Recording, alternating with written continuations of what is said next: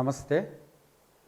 BMR creations సమర్పించు గోరంత సాయం కొండంత భరోసా కార్యక్రమానికి స్వాగతం. ఈనాటి ఈ కార్యక్రమానికి ముఖ్యంగా దాత, ప్రముఖ వ్యాపారవేత్త, అలాగే సామాజిక సేవాకర్త విక్రమ్ రెడ్డి గారికి బిఎంఆర్ క్రియేషన్స్ తరఫున ధన్యవాదాలు తెలియజేస్తున్నాము. అలాగే ఈనాటి ఈ కార్యక్రమంలో నిరుపేద కళాకారుడైనటువంటి ఒక ప్రముఖ నటుడిని మీకు పరిచయం చేయబోతున్నాం. ఆయన ఎన్నో చిత్రాల్లో నటించి అందరిని మెప్పించిన సహజ నటుడు మరియు కర్నూల్లో ఒక ప్రముఖ నటుడైనటువంటి నరసింహ గారు. ఆయన చిన్న నరసింహులు అని అంటారు. ఆయన గురించి ఆయన మాటల్లోనే విందాం మనం. నమస్తే నరసింహ గారు. నమస్కారం. మీరు ముందుగా మీ కుటుంబం గురించి ఒకసారి తెలియజేస్తే వినాలనుంది. నా పేరు నరసింహ సార్. మా ఫాదర్ లేడు, మా అమ్మ ఉంది. మేము ముగ్గురం అన్నదమ్ముళ్ళము. ఒక అన్న చనిపోయినాడు, ఒక తమ్ముడు వేరే ఊళ్ళో ఉన్నాడు. అంటే ఇంకా పిల్లడు కూడా లేనట్టనే. మా అక్క ఉంది. మా అక్క తర్వాత నేను సార్. ఓకే. మా అమ్మ నాకు అన్నీ ఉంటుంది సార్. హౌస్ వైఫ్ సార్, మా వైఫ్. ఓకే. మరి మీరు ఇలా చిత్రాల్లో నటించాలనుకున్నప్పుడు మరి మీ ఇంట్లో ఎవరైనా వ్యతిరేకించారా? అంటే మీ శ్రీమతి గారు. అవును సార్. స్టార్టింగ్లో చాలా వద్దు వద్దు అని అడ్డుకునేది. తర్వాత రాను ఈయన మారడు అని విడిచిపెట్టింది సార్. మరి అలాగే ఇప్పుడు తననే ఎంకరేజ్ చేస్తుంది సార్. ఓకే. అదే మేము కూడా విన్నాము. చాలా సినిమాలకు మీ శ్రీమతి గారి ద్వారానే మంచి మంచి వంటలు చేసి మరి ఆ లొకేషన్లో ఉన్న అందరు ఆర్టిస్టులకు కమ్మని భోజనం మీరు వడ్డించారని తెలిసింది. అవును సార్. ఇది నిజమేనా? నిజమే సార్. ఓకే. అంటే మీరు కుటుంబపరంగా కష్ట నష్టాలు ఉన్నా కూడా కళారంగం మీద అభిమానంతో మళ్ళీ లొకేషన్లో వంటలు వండి తీసుకెళ్తున్నారన్నమాట. సరే, మీకు ఈ కళారంగం మీద ఎలా ఆసక్తి కలిగింది? మీరు నటించిన మొదటి చిత్రం ఏది? అలాగే మీకు ఈ అవకాశం ఎవరిచ్చారు? మా చిన్నాయన గారు మా అమ్మ చెల్లెలు భర్త పౌరాణి నాటకాలు చేస్తాడు. తనను చూసి నేను కూడా చేయాలంటే అప్పట్లో అవి ఉన్నవి, ఇప్పుడు లేవు కాబట్టి చిన్నగా షార్ట్ ఫిలిమ్స్ ఉన్నాయి కాబట్టి దాంతోపాటు మొదలుపెట్టాను సార్. నా మొదటి సినిమా హంగామా in Kurnool sir. Short film sir. 1 hour ఉంటుంది. కామెడీ సినిమా చాలా బాగుంటుంది సార్. ఓకే. అది ఎవరిచ్చారు అవకాశం? ఎలా వచ్చింది మరి? అవకాశం అంటూ రాజు అని ఉన్నారు సార్. రాజు, ఇంతియాజ్ అనే వాళ్ళు ఇచ్చారు సార్. నాకు ఈ మొదటి అవకాశం ఇవ్వడం వాళ్ళే సార్. ఓకే నరసింహ, మీరు ఎంతవరకు చదువుకున్నారు? లేదు సార్. అప్పుడు చిన్నప్పుడు చదువుకో అంటే నాకు ఈత నేర్చుకున్నానంటే ఇష్టం. ఇట్లా ఈత రాలేదు, చదువు రాలేదు. అంటే కనీసం 5వ తరగతి కూడా చదవలేదా? సార్. అరే, మీరు ఆ మాత్రం చదువు లేకుండా ఇంత అద్భుతంగా, అంటే వాక్చాతుర్యం కూడా బాగుంది.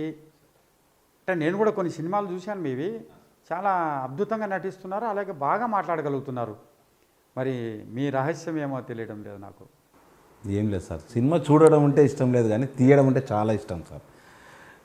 దానివల్ల ఒక్కొక్క దాని తర్వాత ఒకటి కొద్దిగా ఎక్స్పీరియన్స్ వస్తుంది సార్. నరసింహ, మీరు సహజంగా ఏదన్నా లొకేషన్లు ఉన్నప్పుడు కానీ ఎక్కడైనా కానీ అందరి వాడని పేరు విన్నాం.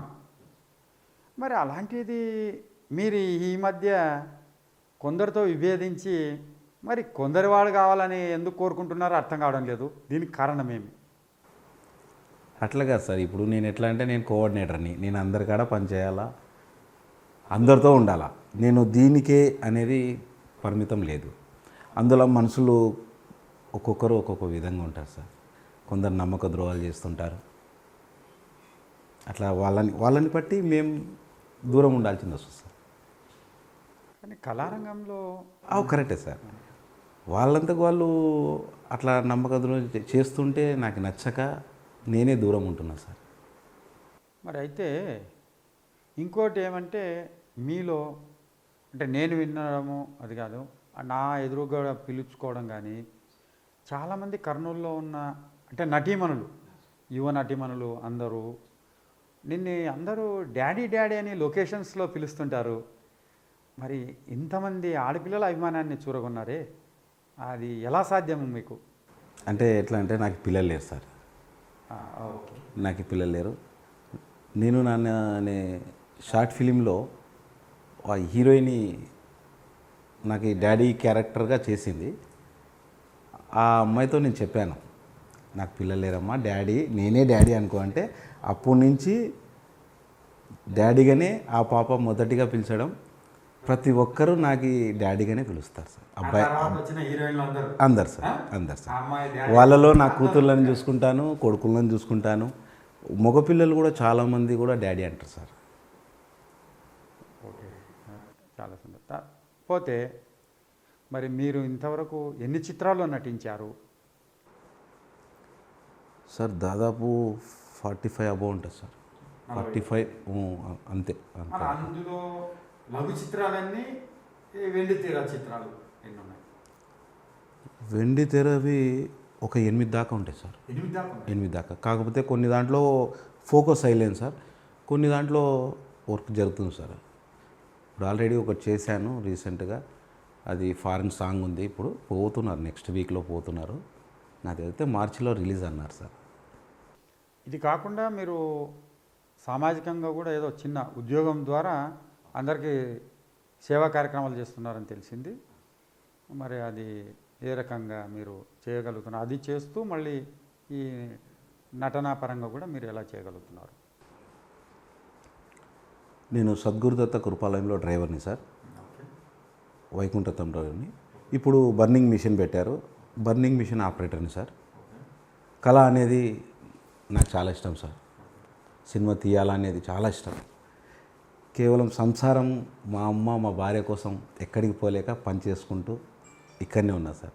ఎప్పుడన్నా ఒక చిన్న అవకాశం ఉందంటే సార్ వాళ్ళకి రిక్వెస్ట్ చేసుకొని సెలవు తీసుకొని పోతాను సార్. కళ అంటే మీకు అంత అభిమానం? చాలా ఇష్టం సార్. నా కోసం కళ, ఇంటి కోసం పని సార్. అంటే మీకు ఏమన్నా పొలాలు కానీ ఇటువంటి ఏమన్నా ఆస్తులు ఉన్నాయి? ఏం లేదు సార్, ఏం లేదు. కేవలం ఈ వృత్తి ద్వారానే మీరు జీవనోపాధి కలదు? అంతే సార్, అంతే. కానీ అంటే మామూలుగా ఆస్తిపాస్తులు ఏం లేకున్నా మనసు మాత్రం చాలా ఐశ్వర్యవంతుడవే అని విన్నాం మేము. ఎక్కడ పోయినా ఎటువంటి మీటింగ్లు జరిగినా, ఏదో ఫంక్షన్లు జరిగినా కూడా ఆ నరసింహ పేరు వింటేనే విజిల్లు ఈలలు అవన్నీ మారుమోగుతుంటాయని విన్నాను. నేను కూడా 1-2 ఫంక్షన్లో కూడా విన్నాను. మరి ఇందరి అభిమానం చూరగొన్నావు మేము. మరి అటువంటి మీరు ఇప్పుడు ముందు ఎన్ని చిత్రాల్లో నటిస్తున్నారు? ఇంకా ఏమేమి చేయాలనుకుంటున్నారు? కొద్దిగా చెప్పగలరా? నెక్స్ట్ మూవీ ఉంది సార్ ఒకటి, మన మార్చిలో ఉంటుంది. ఇక్కడనే చుట్టుపక్కల ఉంటుంది సార్. ఓకే.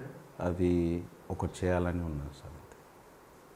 ఇప్పటికైతే ఆఫర్లు రెండిట్లో ఒకటైతే మార్చిలో స్టార్ట్ అవుతుంది సార్, ఒకటైతే ఇన్ఫర్మేషన్ లేదు సార్. మరి కళారంగం ద్వారా మీకు ఏమైనా రెమ్యునరేషన్ అందుతుందా సార్? నాకు ఇస్తారో ఇయ్యరో అది లేదు సార్. నాకు క్యారెక్టర్ దొరకాలా అనేది చాలా ఇష్టం సార్.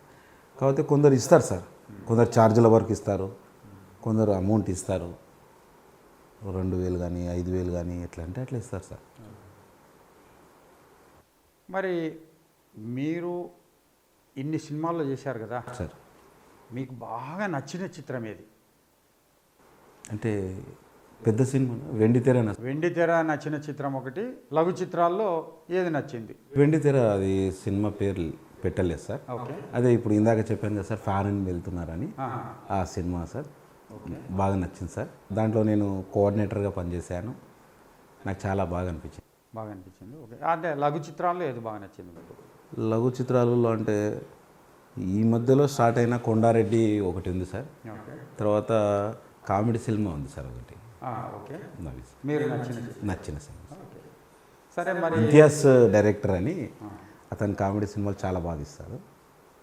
ఆయన యాక్చువల్గా రైటరు, అతనికి డైరెక్షన్ చేయడానికి రాదు. రైటర్గా వేరే డైరెక్టర్ని పెట్టి చేపిస్తాడు. బాగుంటుంది, చాలా బాగుంటుంది. మరి అలాగే ఈ మధ్య మరి కళారంగంలో మీరు ఇంత ఇంత సేవలు అన్నీ అందిస్తూ కూడా ఈ ఒకరిద్దరి వల్ల మీరు ఎందుకు మనస్తాపం చెందారు?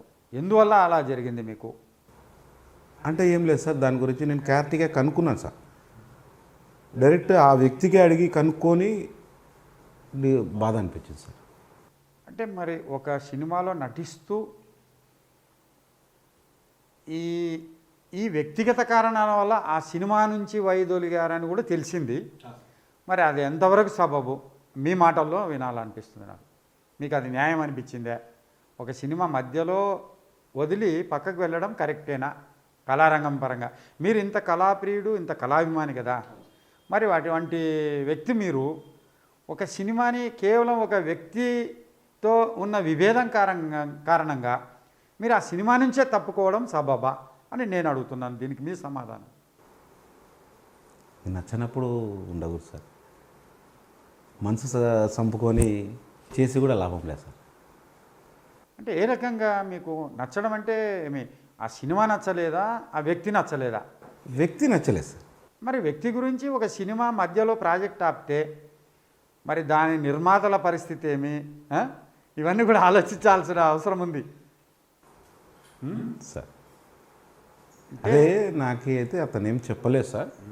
నాకైతే ఉంది అని చెప్పలేదు, లేదని చెప్పలేదు, ఇంతవరకే లేదు, ఏం చెప్పలేదు. ఇన్ఫర్మేషన్ అంటూ ఏం లేదు సార్. అందుకు నేను కూడా కామ్గా ఉన్నాను సార్. నేనంతకు నేను ఆపినది ఏం లేదు సార్. ఇప్పుడు ఒక వ్యక్తి నాకు ఈ క్యారెక్టర్ ఇచ్చినప్పుడు పలానా రోజు ఉంటుంది రండి అని చెప్పినప్పుడు నేను వెళ్తాను. నాకేం చెప్పకుండా అతనంతకు అతనే డిసైడ్ అయితే మనం ఏం చేయలేము. ఒకవేళ ఆయన మళ్ళీ ఆ క్యారెక్టర్ని కంటిన్యూ చేయమని కోరితే మీ సమాధానం ఏ రకంగా ఉంటుంది? ఆలోచించాలి సార్. ఆలోచించుకొని అతని ప్రవర్తన ఎట్లా ఉంది అనేది చూసుకొని. ఎందుకంటే అది మీ సినిమాల్లో కూడా ఒక గొప్ప క్యారెక్టర్ అని విన్నాను ఆ సినిమా. నేను దాంట్లో చాలా చాలా బాగుంటుంది. నా క్యారెక్టర్ చాలా బాగుంటుంది సార్. పోస్టర్లు చూశాను, దాదాపు ప్రకాష్ రాజు లెవెల్లో కనిపిస్తున్నారు మీరు. ఆ సినిమా పోస్టర్ కూడా చూశాను నేను. చాలా బాగుంటుంది. మరి అటువంటి మంచి సినిమా నుంచి తప్పుకోవడం అయితే చాలా బాధాకరం అనిపిస్తుంది నాకు. ఇక్కడ బాధ అనిపించింది సార్. మరి అటువంటి క్యారెక్టర్లు తప్పుకోవడం అనేది కరెక్టా? నాకు అనిపించింది చేశాను సార్. సరే, ముందు ముందు మీరు ఇటువంటివి జరగకుండా అంటే సినిమాల్లో కళారంగ పరంగా ఎవరు శత్రువులు లేరు, కళాపరంగా సినిమా అంటే కళను కళగానే చూడాలి. ఆ వ్యక్తిగతాలన్నీ ఆ షూటింగ్ స్పాట్ తర్వాత ఏదన్నా ఉంటే మీ మనస్పర్ధలు కానీ మాట్లాడుకోవడాలు కానీ ఇవన్నీ ఉండాలి. అంతేగాని కళారంగంగా డైరెక్టర్ ఏది చెప్పినా కూడా మనం చేయడానికి సిద్ధంగా ఉండాలి. ఆ ప్రొడ్యూసర్ కానీ డైరెక్టర్ కానీ మనం కళకు అంకితమైనప్పుడు దానికి ఒక బడ్జెట్ ఉంటుంది, దానికి ఒక క్యారెక్టర్లు అని కేటాయించింటారు. కాబట్టి అంటే అది మరి నా అభిప్రాయము. మరి మీరు ఎందుకంటే ముందు మీకు చాలా మంచి భవిష్యత్తు ఉంది, సహజంగా నటిస్తున్నారు. అటువంటి కళాకారులు ఏదో చిన్న చిన్న పొరపచ్చాల వల్ల మీరు తెరమరుగు కాకుండా ఇంకా వెలుగొందాలనేది మా కోరిక. మరి అలాగే మా మొట్టమొదట ఈ బిఎంఆర్ క్రియేషన్స్ గోరంత సాయం కొండంత భరోసా కార్యక్రమంలో మరి మిమ్మల్ని ఎన్నుకోవడానికి కూడా కారణము మీకున్న నటన పైన ఉన్న ఆసక్తి, మరి లొకేషన్స్లో మీ ద్వారా చేసే సేవా కార్యక్రమాలు, అలాగే సామాజికమైన సేవా కార్యక్రమాలు. అంటే మీరు ఇంట్లో ఎంత అంటే కష్ట నష్టాలు అంటే ఎంత అనుభవించినా కూడా బయటికి కనిపించకుండా అందరికీ సపోర్ట్ చేస్తూ, అలాగే కొత్త కొత్త నటీమణులు కూడా డాడీ అని ముద్దుగా పిలిపించుకుంటూ అక్కడ లొకేషన్లో ఉన్న అందరు కళాకారులను కూడా చాలా ఆప్యాయంగా పలకరిస్తుంటారు అని విన్నాము. వినడమే కాదు, మేము కూడా చూసాము. ఏదన్నా ఫంక్షన్లు జరిగినా కూడా ప్రతి దానికి మీరు ముందుంటారు. మరి అటువంటి మీరు మరి దాన్ని మీ మనసులో ఏదన్నా ఉంటే కూడా విభేదాలను పక్కకు పెట్టి ముందు ముందు చాలా భవిష్యత్తులో మంచి సినిమాలు తీయాలని మా బిఎంఆర్ క్రియేషన్స్ ద్వారా మనస్ఫూర్తిగా కోరుకుంటున్నాము. అలాగే మరి మీరు ఈ కొత్తగా పెట్టిన మా బిఎంఆర్ క్రియేషన్స్ ఈ గోరంత సాయం కొండంత భరోసా కార్యక్రమానికి ఈ మొదటిసారి వచ్చేసినందుకు మా బిఎంఆర్ క్రియేషన్స్ ద్వారా ప్రత్యేక ధన్యవాదాలు తెలియజేసుకుంటున్నాము. మరి ఈ కార్యక్రమం పట్ల మరి మీరు ఏ విధంగా అనుకుంటున్నారు? మా కార్యక్రమం ఇలా పెట్టడం మంచిదేనా? మరి దీని ద్వారా మా ఉద్దేశం అయితే కేవలము నిరుపేద కళాకారులకి కొంత సాయం అందించి వాళ్ళలో ఒక భరోసా కలిగించాలనే ఉద్దేశం అంతే. ఇది కూడా మన కర్నూలు నగరంలో ఉన్న చాలామంది మా దాతలు ఉన్నారు, ఎన్నో కార్యక్రమాలు ఎన్నో కార్యక్రమాలు చేస్తున్నారు. కళారంగంలో కూడా మరి ముఖ్యంగా ఈ కోవిడ్ అంటే ఈ కరోనా లాక్డౌన్ సమయంలో చాలామంది కష్టాలు అనుభవిస్తున్నారు, బయటికి చెప్పుకోలేరు. నిరుపేద కళాకారులు ఉన్నారు. మరి అటువంటి కళాకారులకు కొంత సాయం అందిస్తూ వాళ్ళు ముందు మరి వెళ్ళడానికి ఒక భరోసా కూడా ఈ కార్యక్రమం ద్వారా కల్పించాలన్నది ముఖ్యమైన ఉద్దేశం. దీనివల్ల మేమేదో మరి కొండంత సాయం అయితే అందజేయలేం, కానీ ఒక గోరంత సాయం అందజేసినా కూడా మీకు ఒక భరోసా ముందు ఇంకా మంచి కార్యక్రమం మీ మనసులో భావాలు కూడా తెలుసుకొని మరి ముందుకెళ్ళాలనేది మా తాపత్రయము. నరసింహ గారు, మీరు మీ పుట్టినరోజు కూడా అనాథాశ్రమాల్లో చిన్నపిల్లల మధ్య వాళ్లకు మంచి బహుమతులు ఇస్తూ అక్కడ కేక్ కట్ చేసుకున్న సందర్భాలు ఎన్నో ఉన్నాయని విన్నాము. అది నిజమేనా? అంటే మీరు అంటే మీ ఇంట్లో ఎన్ని ఇబ్బందులు ఉన్నా కూడా మీ పుట్టినరోజు కూడా ఒక అనాథాశ్రమంలో పిల్లల మధ్యన జరుపుకున్నారు. అవును సార్. వాళ్ళకు కూడా కానుకలు కూడా అందించారు. అవునవును సార్. మీ మనసుకు చాలా ధన్యవాదాలు. అంటే అదేం లేదు సార్, ఇప్పుడు కొందరు ఉన్నారు సార్, నేనంటే అభిమానం ఉన్న వాళ్ళు ఉన్నారు ఎక్కువ. వాళ్ళే తెప్పించి నా చేతుల మీద ఇస్తారు సార్, అది వాళ్ళ ప్రేమతో.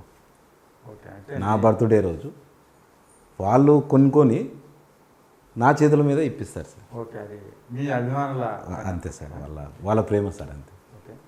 అలాగే నరసింహ, మీరు అంటే సినిమాలు నటిస్తున్నారు కదా, మరి ఈ నటించేటప్పుడు ఎవరితోనైనా కొట్లాడి మధ్యలో అలిగిపోవడం కానీ షూటింగ్ క్యాన్సిల్ చేసుకొని పోయిన సందర్భాలు ఏమైనా ఉన్నాయా? లేదు సార్, అటువంటివి లేదు. మరి ఆ షూటింగ్ టైంలో మీరు ఏదన్నా బాధపడిన క్షణాలు? అంటే మీరు ఇందాక అన్నారు కదా సార్, మీరు భోజనం తీసుకుపోయే ఇంటికా నుంచి తీసుకుపోతారని కదా, అప్పుడప్పుడు ఒక్కోసారి లేట్ అయ్యేది సార్. ఒక అర్ధగంట లేటు, గంట లేట్ అయ్యేది. అప్పుడు టయానికి అందియలేదు అనే బాధపడినాను తప్ప వేరేదేం లేదు సార్. ఓకే. మరి ఇలాంటి వ్యక్తి కేవలం వ్యక్తిగతంగా ఒక సినిమా నుంచి తప్పుకున్నారంటే, అంటే ఇంత మంచి మనసున్న వ్యక్తి, అదే మాకు అర్థం కాని ప్రశ్న ఒక్కటే. అదే సార్, ఇక్కడ ఎక్కువగా బాధ అనిపించింది సార్. లేదంటే సినిమా కోసం నేను ఏమైనా చేస్తా సార్. ఎక్కువ బాధ అనిపించినందుకు ఆ సినిమా చేయలేకపోయాను సార్. ఓకే నరసింహ, ఇప్పుడు ముందు మీకు అంటే బాగా నచ్చే పాత్రలు, ఎలాంటి పాత్రలు చేయాలనుకుంటున్నారు? అంటే బాగా ఈ పాత్ర అయితే నేను మనస్ఫూర్తిగా చేయాలని కోరుకునే పాత్రలు ఏమైనా ఉన్నాయా నీకు? మాస్ క్యారెక్టర్లు అట్లా ఉంటే బాగుంటుందండి సార్. అంటే విలన్గా మాస్ క్యారెక్టర్ ఎక్కువ విలన్గా. ఎందుకంటే నేను బ్లాక్ ఉంటా కదా, మాస్గా ఉంటా కాబట్టి మాస్ క్యారెక్టర్ అంటేనే ఇష్టం సార్. Mass character. అవును సార్. ఓకే, భవిష్యత్తులో మీకు ఇంకా మరిన్ని మంచి అవకాశాలు అంటే మా కర్నూలు ప్రకాష్ రాజ్ మాదిరి వెలుగొందాలని బిఎంఆర్ క్రియేషన్స్ ద్వారా మనస్ఫూర్తిగా కోరుకుంటున్నాము. మరి ఆ చిన్న పొరపత్యాలు కూడా లేకుండా భవిష్యత్తులో మీరు కళారంగంలో మళ్ళీ అందరివాడిగానే వెలుగొందాలని మా ఆకాంక్ష. మరి ముందు మరెన్నో మంచి పాత్రలు పోషిస్తూ మరి మీరు వెలుగొందాలని మనస్ఫూర్తిగా బిఎంఆర్ క్రియేషన్స్ ద్వారా కోరుకుంటున్నాము. అలాగే ఇలాంటి సేవా కార్యక్రమాలు అన్నింటిలో కూడా మీలాంటి వారి సహకారం మాకు కూడా ఎంతో కావాలని ఈ కార్యక్రమం ద్వారా మీకు తెలియజేసుకుంటున్నాం. ఇంకేమైనా చెప్పాలనుకుంటున్నారా? ఇది గోరంత సాయం కాదు సార్, కొండంత సాయం ఇది. ఒక బీద ఆర్టిస్టులకి మీరు ఇంతగా హెల్ప్ చేస్తున్నారంటే మీ క్రియేషన్స్ వాళ్ళు చాలా గొప్ప నిర్ణయం తీసుకున్నారు సార్. ఈ కార్యక్రమాన్ని పిలిచిన వెంటనే వచ్చి మరి ఈ కార్యక్రమాన్ని విజయవంతం చేసినందుకు మనస్ఫూర్తిగా మా పిఎంఆర్ క్రియేషన్స్ ద్వారా మీకు ధన్యవాదాలు తెలియజేస్తున్నాము. నిజంగా మేమిచ్చేది స్వల్పం దాతల ద్వారా గోరంత సాయమే, కానీ మీ మాటల్లో మీకు మరింత ఏదన్నా అనుమాన పొరలు అవన్నీ తొలగించి మీరు ముందుకు వెళ్ళడానికి మా వంతుగా కొద్దిగా కృషి చేయాలని ఈ ఇంటర్వ్యూ ఉద్దేశం. ముఖ్యంగా అంటే మీకు కొండంత భరోసా కల్పించాలన్నదే మా ఈ కార్యక్రమం లక్ష్యం. ఎందుకంటే మీలో ఇంకేమైనా అనుమానాలు ఉన్నా అటువంటివి ఏదన్నా కొద్దిగా మా కార్యక్రమం ద్వారా తొలగించి మిమ్మల్ని ముందు ఇంకా మరెన్నో మంచి పాత్రలు చూడాలనే అలాంటి దాంతోనే ఈ కార్యక్రమాన్ని మేము ఏర్పాటు చేయడం జరిగింది. ముందు మన జిల్లాలో ఉన్న ఇంకా నిరుపేద కళాకారులు చాలామంది ఉన్నారు. వాళ్ళందరికీ వారానికి ఒకరు చొప్పున మరి దాతల ద్వారా ఈ కార్యక్రమాన్ని ఇలాగే కొనసాగించాలన్నదే మా ఆశయము. మరి దీనికి మన కర్నూలు మహానగరంలో ఉన్న దాతలు ముందుకు వచ్చి మా ఈ బిఎంఆర్ క్రియేషన్స్ గోరంత సాయం కొండంత భరోసా కార్యక్రమానికి అందరూ సహాయం అందించి మరి సహకరిస్తారని, ఇది ఏ రాజకీయ పార్టీలకు దేనికి సంబంధించింది కాదు, ఇది కేవలం స్వచ్ఛందంగా కళాకారుల కోసము సహాయం అందించాలనే ఉద్దేశంతో, కళాకారులకు భరోసా కల్పించాలనే ఉద్దేశంతో ఏర్పాటు చేసిన ఈ కార్యక్రమం. కాబట్టి రాజకీయాలు కులమతాలకు అతీతంగా అందరి సహకారంతో మా కార్యక్రమాలని అందరూ ఆదరించి మమ్మల్ని మనస్ఫూర్తిగా ఆశీర్వదిస్తారని కోరుకుంటూ ఈ కార్యక్రమానికి వచ్చేసినందుకు నరసింహ గారికి మరొక్కసారి ధన్యవాదాలు తెలియజేసుకుంటూ ఈనాటి కార్యక్రమాన్ని ముగిస్తున్నాం. Thank you. మరొక్కసారి ఈనాటి కార్యక్రమ ప్రదాత మరి స్పాన్సర్ చేసినటువంటి విక్రమ్ రెడ్డి గారికి బిఎంఆర్ క్రియేషన్స్ వారి ద్వారా మరొక్కసారి ధన్యవాదాలు తెలియజేసుకుంటున్నాం. Thank you. బిఎంఆర్ క్రియేషన్స్ ద్వారా అందిస్తున్నటువంటి గోరంత సాయం కొండంత భరోసా కార్యక్రమానికి ఈరోజు కార్యక్రమానికి ముఖ్య దాత, ప్రముఖ పారిశ్రామికవేత్త, అలాగే సామాజిక సేవా కార్యక్రమాలు ఎన్నో చేసేటటువంటి విక్రమ్ రెడ్డి గారి ద్వారా ఈరోజు మన నిరుపేద కళాకారుడైనటువంటి నరసింహ గారికి ఈ కార్యక్రమం ద్వారా సహాయం అందించడం జరుగుతుంది. వారికి బిఎంఆర్ క్రియేషన్స్ ద్వారా విక్రమ్ రెడ్డి గారికి ధన్యవాదాలు తెలియజేస్తున్నాను. బిఎంఆర్ క్రియేషన్స్ వారి ద్వారా జరుగుతున్నట్టు ఈ కార్యక్రమానికి నా వంతు పేద కళాకారునికి సహాయం అందిస్తున్నందుకు చాలా సంతోషంగా ఉంది. దీంట్లో నన్ను భాగస్వామ్యం చేసినందుకు నాకు చాలా సంతోషంగా ఉంది. Thank you. Thank you Vikram Reddy garu. BMR creation ద్వారా సాయం అందిస్తున్న విక్రమ్ రెడ్డి గారికి ధన్యవాదాలు.